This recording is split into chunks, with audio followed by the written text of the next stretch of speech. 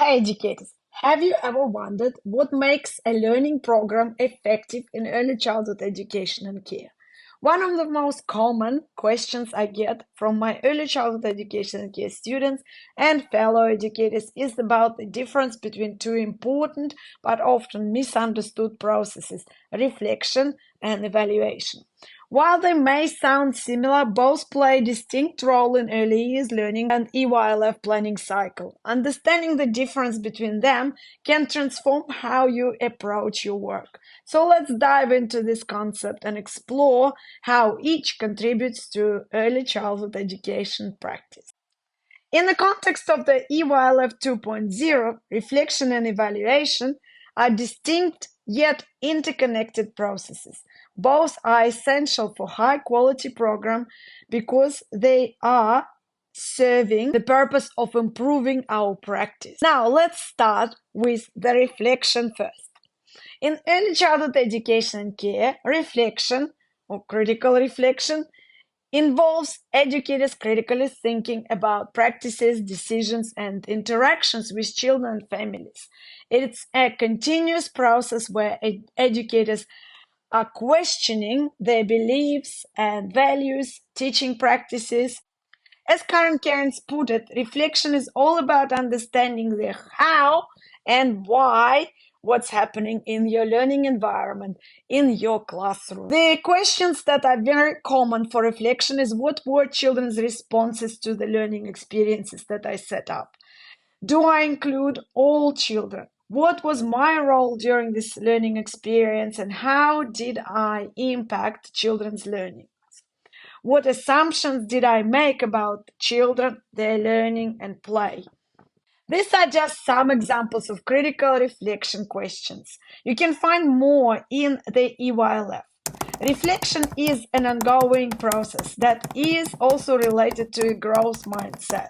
It is related to us as early childhood education professionals who are always working on improving our practice. It's an important part of being an educator.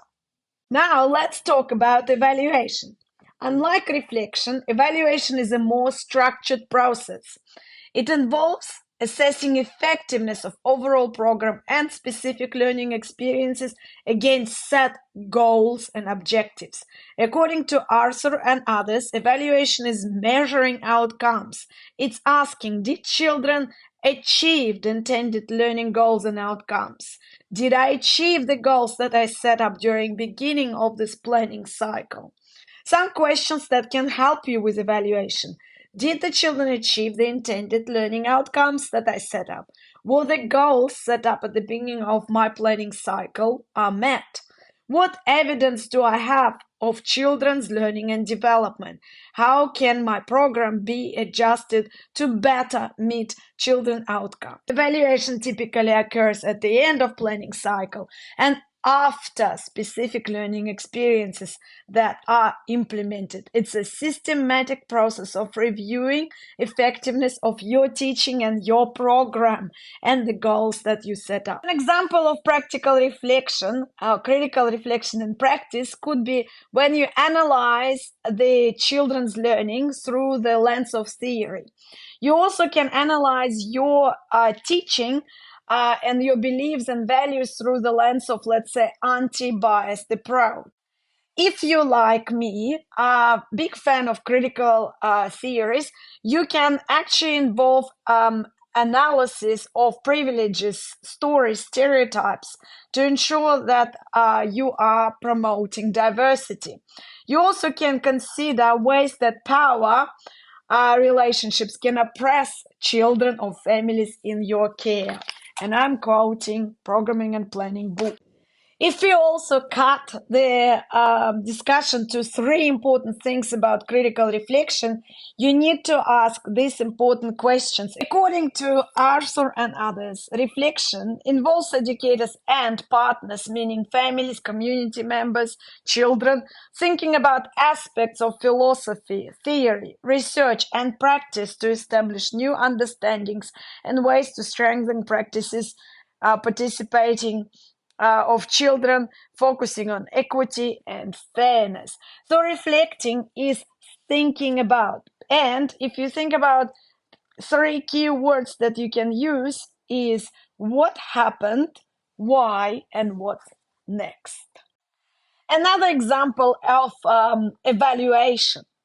So evaluation is about gathering, analyzing, and judging evidence across the program.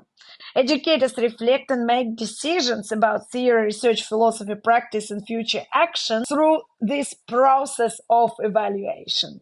And they also determine the success of what planned and what happened that was unplanned. Any aspects of your program can be evaluated: philosophy, relationships, inclusion, equity, curriculum approaches, learning environments, and pedagogies. So the process of evaluation, according to the authors of the book, helps to improve effectiveness of program delivery and manage simultaneous aspects of practice. So there are special evaluation tools that we can talk about later in the next videos, but we do use a lot of tools to assess our program. And one of the great resources for evaluation can be found on a CEQA website, of course.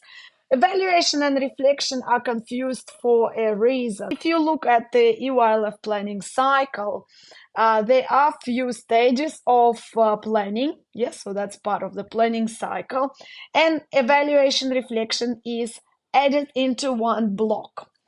So as you can see, there are differences between these two processes, and it takes a little while to see in your program where is reflection, where is evaluation. I find it easy to remember that reflection can happen during your practice.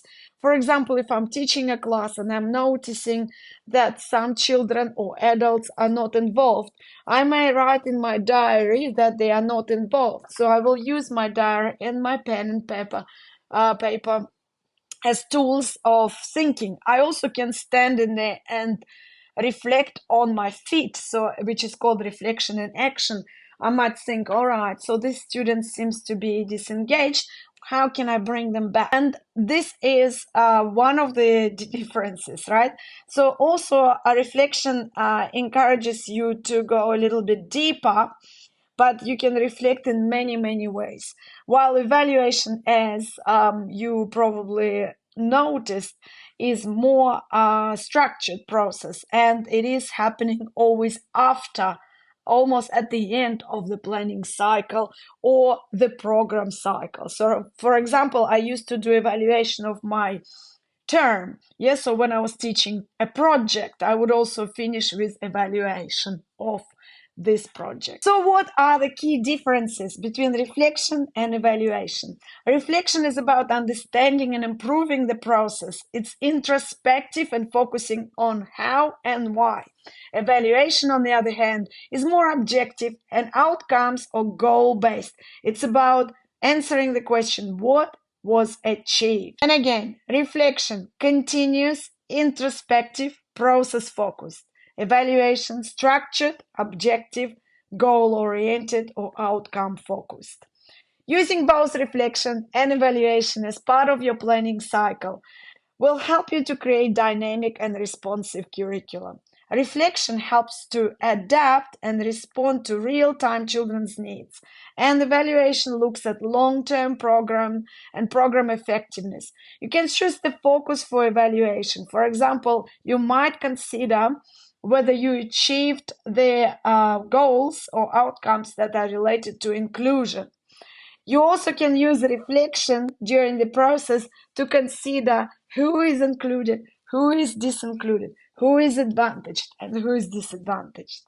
I hope this video helped to clarify the differences between these two quite similar but different processes, such as reflection and evaluation. Thank you for watching. Bye for now.